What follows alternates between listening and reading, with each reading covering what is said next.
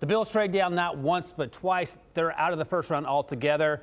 Here's who's coming up, Pete, the Carolina Panthers, and they are getting, no surprise here, a wide receiver, Xavier Legette, finally gets Bryce Young some deep speed. Grade this pick for me.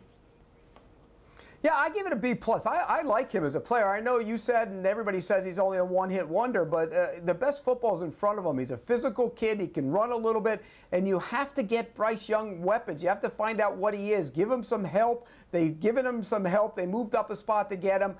They've been linked to him a long time. I like to pick B+.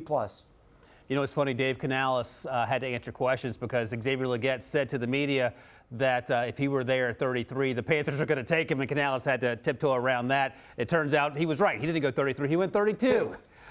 One-year wonder, as Pete mentioned, that's something you talked about when we were on the podcast, but his tape is hard to not be impressed by in 2023. No, his size, his athleticism, his ability to stretch down the field, that's what they didn't have last year. So in order for Bryce Young to have success, I think hiring Dave Canales as a head coach will definitely help Bryce Young moving forward. And now you add an offensive weapon that can stretch the field.